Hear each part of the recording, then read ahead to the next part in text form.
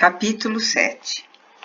Em Barcelona, situada a noroeste da Espanha, as opiniões eram contraditórias. Havia os que aceitavam os conceitos espíritas e os apoiavam acaloradamente.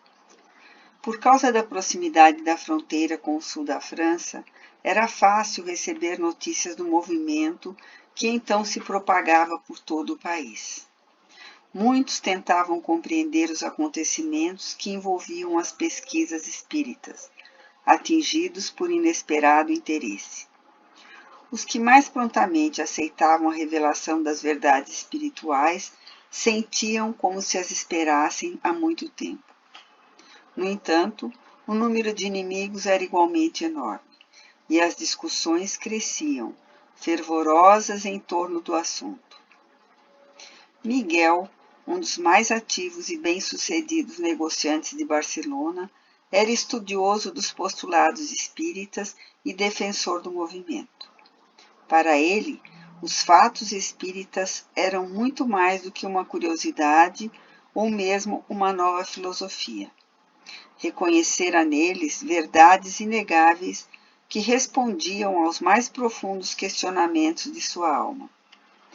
Vivia em Barcelona, mas viajava a Bilbao, onde possuía uma pequena propriedade, com frequência, quando cuidava dos negócios ligados à pesca e revia muitos amigos. Naquele dia, Jairo lá estava a fim de tratar com negociantes da região das condições para a venda de seu pescado. Bilbao, já naquela época, era um dos mais importantes portos da Espanha, por onde se escoava o farto e abundante produto da pesca, nas águas do Atlântico. Dessa vez encontrou também Miguel. Pois é, Miguel, estou às voltas com esse problema. Se Lucrécia tem tanta certeza, deve ter razão, Jairo. Eu sei, mas temo por nós dois. Você sabe que precisamos ter maiores cuidados lá na vila. As pessoas não são instruídas como as que residem nas grandes cidades. Já fomos agredidos uma vez.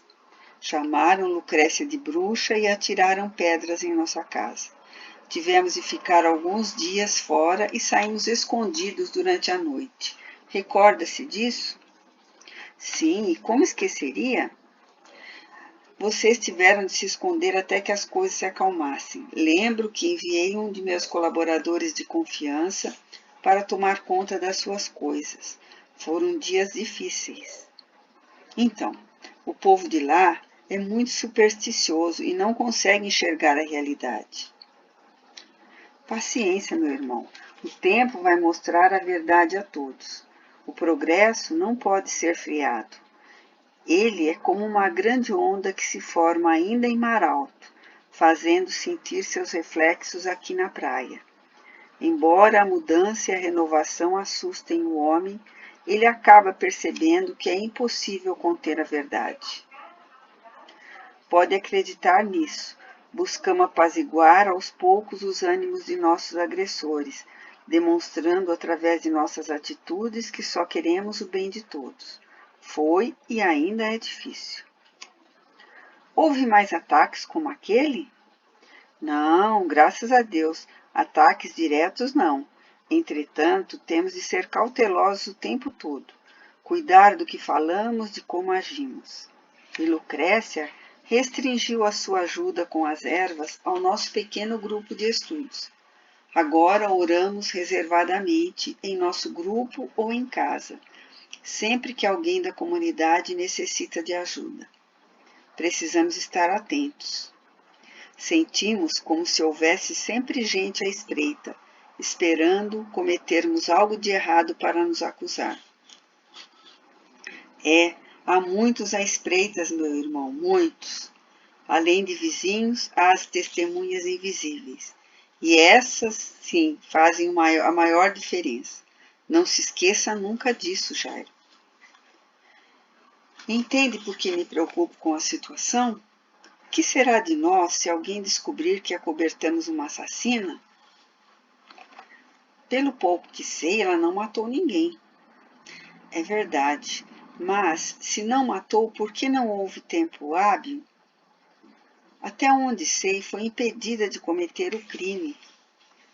Miguel, homem ponderado que havia apresentado a nova doutrina a Jairo e Lucrécia, pensou por alguns instantes e, olhando nos olhos do amigo, disse: E se essa jovem tiver sido vítima de injúria, como você e Lucrécia?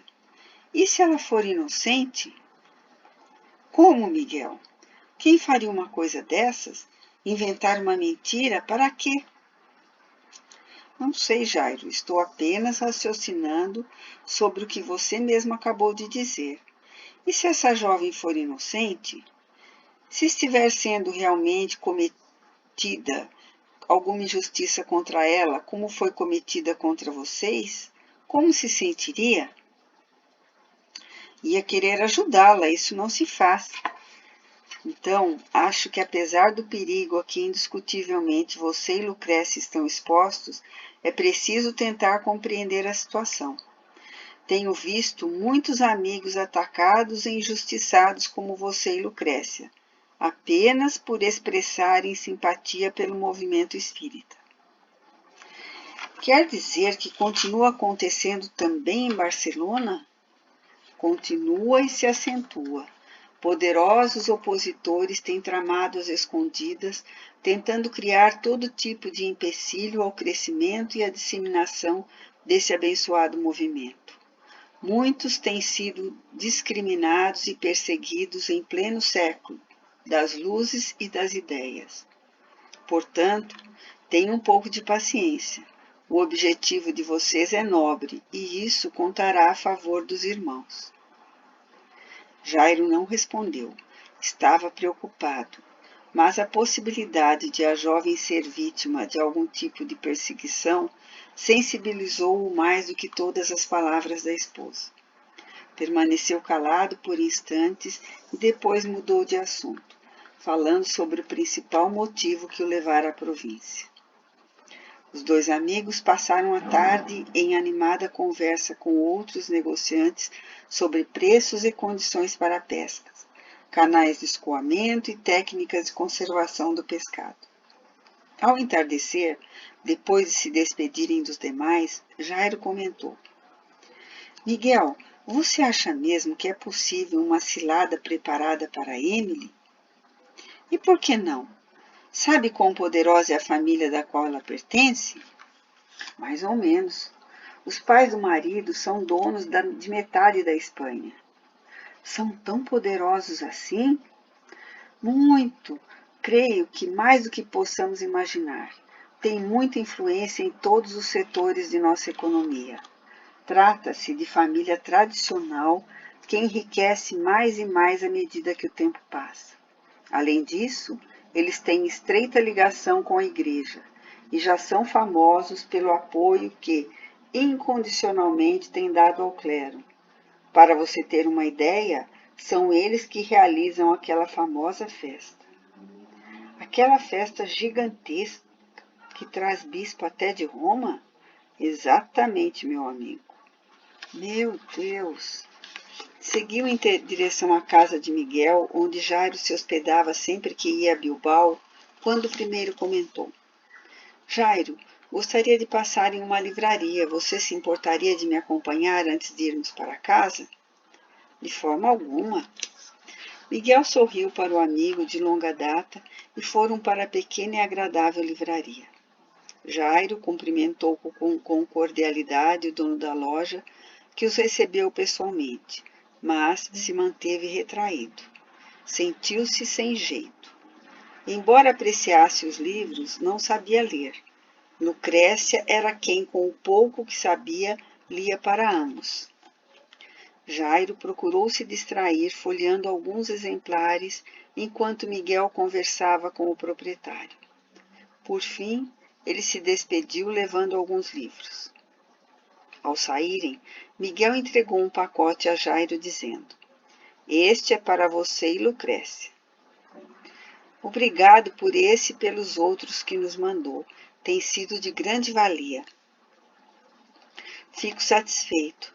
Não imagina como fico feliz em vê-los tão bem. Sou testemunha do quanto já sofreram.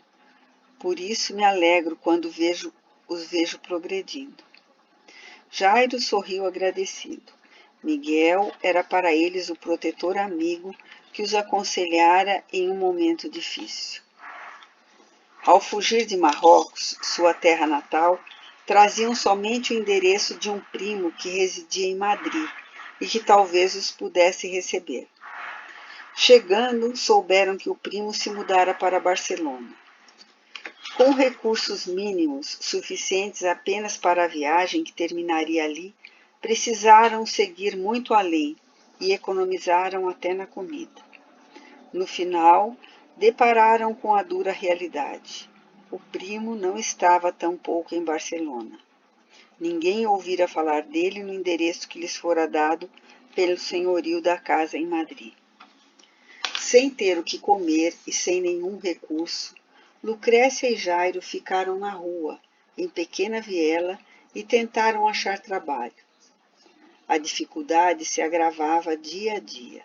Buscaram ajuda nas igrejas, mas o fato de serem muçulmanos complicava tudo. Sem alimento e sem trabalho, passaram a mendigar nas esquinas. Quando estavam totalmente sem forças, a ponto de desistir de tudo, encontraram Miguel. Ele se aproximou, como que atraído pelo casal maltrapilho que pedia esmolas. Ao invés de dar-lhes alguma moeda e se afastar, como fazia a grande maioria, começou a conversar com eles. Ficou profundamente sensibilizado com a sua história, e naquele mesmo instante os tirou da rua, alojando-os em pequeno albergue próximo de sua casa.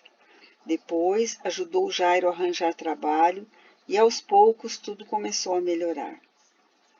Uma sólida amizade se estabeleceu entre eles. Passado alguns meses, Miguel tomou conhecimento de que Lucrécia enfrentava outras dificuldades. Ela frequentemente ouvia vozes e às vezes via pessoas mortas. Miguel, então, falou-lhes da doutrina espírita e de como seus ensinamentos esclareciam tais fenômenos. Participaram das primeiras reuniões de estudos espíritas, onde Lucrécia começou a compreender o que se passava com ela e como poderia utilizar aquele dom em favor dos outros. Mais tarde, manifestaram o desejo de sair do albergue. Miguel lhes sugeriu que fossem para uma vila perto da praia, pois Jairo poderia continuar trabalhando com a pesca. Mais uma vez, Miguel se desdobrou em cuidados, instalando os amigos em pequena casa nas imediações de uma vila de pescadores. Por tudo que havia recebido de Miguel, Jairo apreciava e respeitava o amigo. Com ele, aprendera a essência do espiritismo. Não apenas uma nova filosofia, uma série de fenômenos maravilhosos ou um conjunto de poderes milagrosos, mas sim o cristianismo primitivo em toda a sua simplicidade. Ele mesmo havia presenciado inúmeras ocasiões em que Miguel levara pessoas desamparadas e doentes para a própria casa, provendo-lhes o necessário para a recuperação. Aprendia muito com aquele amigo. Admirava-lhe cada vez mais as qualidades de amor e dedicação às criaturas carentes. Na manhã seguinte, Jairo se despediu do amigo e voltou para casa. Agora, depois de tudo que Miguel dissera, estava com o coração mais tranquilo.